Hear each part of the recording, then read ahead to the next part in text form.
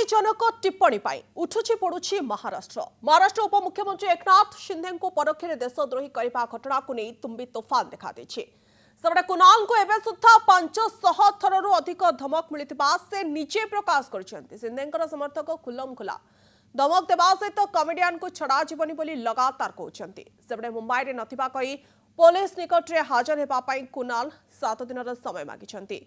अन्यपटे बुधवार सकाळ सुधा कमेडियन नारे 3टी एफआईआर रुजु करारे घटना को बेस गुरुत्वर सहित नहीं महायुति सरकार।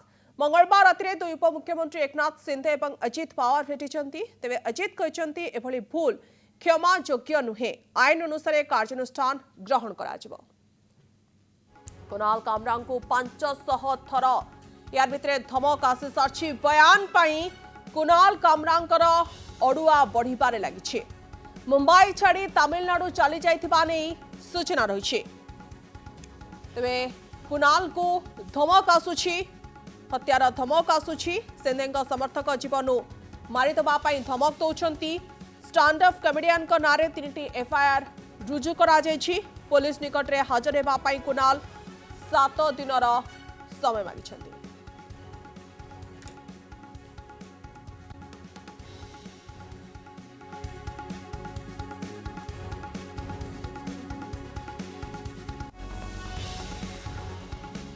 कुछ लोगों ने देश का चीरहरण करना, विभाजन की खाई को और चौड़ी करने के लिए इस अभिव्यक्ति की स्वतंत्रता को अपना जन्मसिद्ध अधिकार मान लिया है। और मुझे लगता है ऐसे लोगों के खिलाफ जो समाज में विभेद पैदा करके सौहार्द को खतरे में डालने का कार्य कर रहे हैं, उनके साथ कानूनी तरीके से उनके साथ उसी प्रकार का व्यवहार भी होना चाहिए। महाराष्ट्र में ही कुछ महीने पहले एक स्लोगन उठा था, बटेंगे तो कटेंगे। वो भी ऐसे ही विभाजनकारी स्लोगन था। विभाजनकारी नहीं था।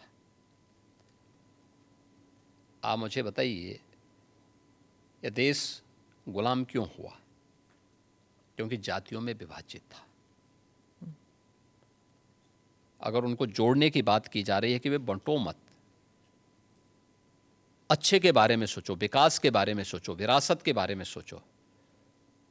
देवशला नहीं था ये यूपी से मैंने ही कहा था कि बटेंगे तो कटेंगे, एक रहेंगे तो सेफ रहेंगे। तो ये बात यहां से हमने कही थी।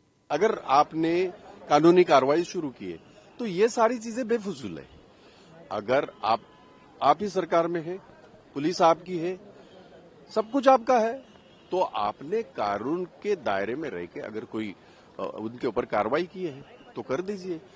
फिर इनका नहीं उसका नहीं, ये सारी चीजें करते रहिएगा आप, उसमें कोई ये नहीं। पर जहां तक मैं जानता हूं और मैं इस बड़े जिम्मेदारी से कह रहा हूं, देवेंद्र फडणवीस जी ने जब कंगना रनावत ने जब ये किया था, उस वक्त हमारी सरकार थी, तब देवेंद्र फडणवीस सामने से आके बोलते थे ये अभिव्यक्ति स्वातंत्र्य है और उनको उनका कहने का पूरा अधिकार है। भाई, वो कंगना रनावत को अलग कानून है और कुणाल कामरा को अलग कानून है। This is misuse of freedom of speech. Tomorrow I will just talk anything about you, anybody, and say it is my freedom of speech.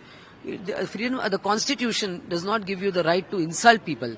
Okay, you can comment on the policies of the government.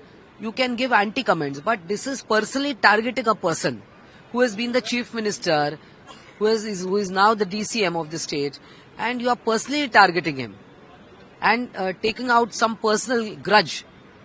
That is what we are objecting. And under somebody's guidance, and also you are selling tickets and you are earning out of it. So is this freedom of speech? इसमें एक राज्य के प्रमुख हमारे chief minister Devendra Fadnavis जी ने कल ही सुबह question our में ये मुद्दा उठाया था। तब उन्होंने गवर्नमेंट की तरफ से जो जवाब दिया है वो गवर्नमेंट का जवाब, लेकिन वो ट्वीट करते हुए आपका वो गवर्नमेंट का जवाब है। नहीं, आपका जो उल्लेख किया है, अरे मैंने बताया ना कि जो दादा कह रहे वही मैं कह रहा हूं। चीफ मिनिस्टर मैंने कब कहा? मैंने कब कहा? आपकी जो पुरानी वीडियो मैंने कब कहा?